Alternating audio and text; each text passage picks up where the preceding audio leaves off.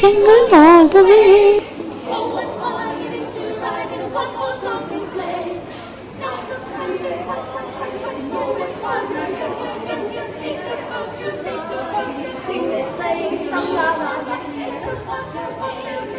ඔන්න ඔහොමයි තමයි ඉතින් අපි එංගලන්තේ නත්තලට සූදානම් වුණේ. බලන්නකෝ කොච්චර ලස්සන දේ සින්දුව කියලා. ඉතින් හැමෝම මේ දවස්වල ලහි ලහියේ නත්තලට සූදානම් වෙනවා. ඉතින් මමත් ගියා පොඩ්ඩක් ඇවිදින්න බඩු වගේක් ගන්නත් එක්ක අතල් සින්දුවේ ලස්සනත් එක්ක මට ඔයාලව පිළිගන්නත් අමතක වුණා. ඉතින් අපේ Life UK YouTube channel එකට ඔයාලා හැමෝම ආදරෙන් පිළිගන්නවා. ඉතින් ඔයාලා තාමත් අපිව subscribe කරලා නැත්නම් subscribe කරන්න, like කරන්න, share කරන්නත් අමතක කරන්න එපා. අද ඉතින් මම අරගෙන එන වීඩියෝ එක මොකක්ද කියලා ඔයාලා මුලින්ම දැක ගන්න ඇති. ඉතින් නත්තල් ළඟ එන හින්දා මෙයාලා කොහොමද ලෑස්ති වෙන්නේ නත්තලට සැරසෙන්නේ කොහොමද කියලා බලන්න තමයි මම මේ වීඩියෝ එක අද අරගෙන එන්නේ. ඉතින් දිගටම රැඳිලා ඉන්න කියලාත් මම ඔයාලට ආදරෙන් මතක් කරනවා. මම shopping කරන්න ගිය වෙලාවක තමයි ඉතින් මේවා දැක්කේ.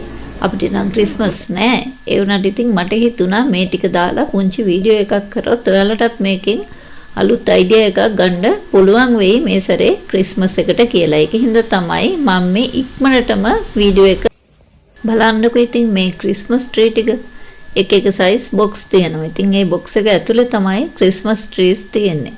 ඒක ගෙනල්ලා ගෙදරට එක කෑලි ෆිට කරගන්න විතරයි තියෙන්නේ. ඉතින් හරිම ලේසි. මේක ඊට පස්සේ ක්‍රිස්මස් ඉවර වුණාම ආපහු ගලවලා අර box එකේ දාලා තියාගන්න පුළුවන් ඕනනම් ඊළඟ අවුරුද්දට පාවිච්චි කරන්න. එහෙම නැත්නම් ඉතින් චැටි ෂොප් එකකට හරි ගිහින් දෙන්නත් පුළුවන්. ඉතින් හරිම ලේසි මේ විදිහට හැම දෙයක්ම අපිට ගන්න තියෙන නිසා.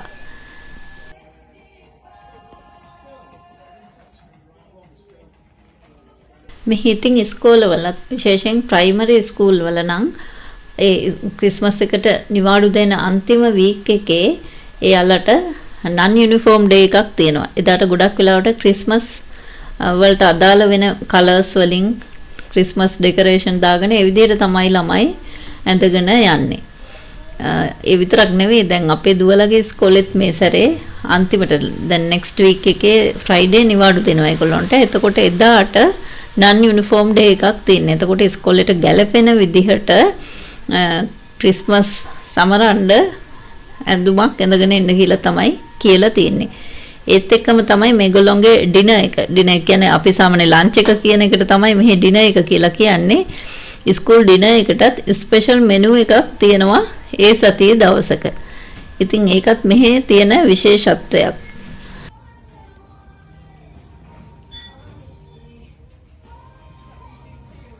බලන්නකෝ මේ සෙල්ලම් බඩු ටික පුංචි බබාලට gift දෙන්න මේවා හැම දෙමව්පියෙක්ම අරගෙන යනවා.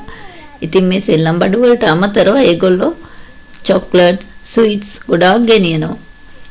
මේ තියෙන්නේ පාරක් අයිනේ ගෙදරක වින්ඩෝ එක ඉස්සරහා සරසලා තියෙනවා. ඉතින් මේ විදිහට ඒගොල්ලොන්ගේ ගේ දොරකඩත් ලස්සනට සරසලා තිබ්බා. මට ඒකේ නම් ෆොටෝ එකක් ගන්න බැරි වුණා.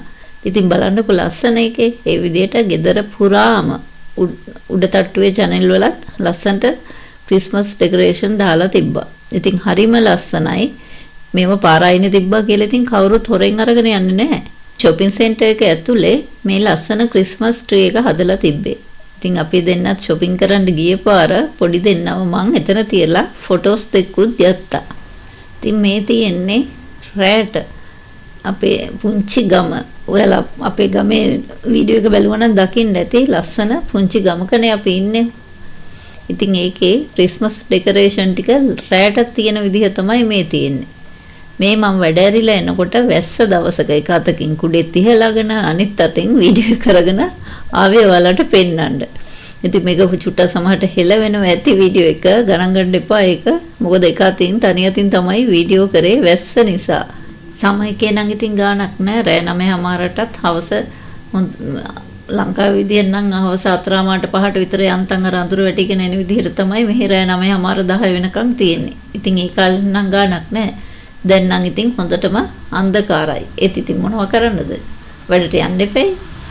ඉතින් ඔයාලට පේනවා ඇති චර්ච් එකේ ඔර්ලෝසුවේ වෙලාව දැන් 9:35යි. ඔව් 9:35 තමයි පේන්න තියෙන්නේ. ඉතින් මේ වෙලාවට තමයි මම හැමදාම වැඩ ඇරලා ඉන්නේ. කියන්නේ මම හවස ඉවිනිං ෂිෆ්ට් එක තමයි වැඩ කරන්නේ. ඉතින් 9ට ඕෆ් වෙලා පයින් එනවා විනාඩි 45ක් 50ක් විතර. තව චුට්ටක් මට යන්න තියෙනවා. තව විනාඩි 10ක විතර දුරක්. ඉතින් ඔන්න වෙලාව ඔය මං වැඩ ඇරිලා එන වෙලාව. මට තව කියන්න දෙයක් අමතක වුණා. අර පුතාගේ UK cooking වීඩියෝ එකේ තිබ්බ කෑම ටික හදන රෙසිපි ටික මම ඔයගොල්ලන්ට දෙනවා සැරෙන් සැරේ ටික. මට මේ වීඩියෝ එක නම් ඒක දාන්න බැරි වුණා. මං ඊළඟ වීඩියෝ වලින් ඒ එක කෑම හදන හැටි ඒ රෙසිපි ටික මං ඔයාලට දෙන්නම්. ඉතින් අදට මම නවතිනවා. ඊළඟ වීඩියෝ එක ඉක්මනටම අරගෙන එනවා. එතකන් ඔයාලා පරිස්සමින් ඉන්න. හැමෝටම වීඩියෝ එක නරඹුවාට thank you.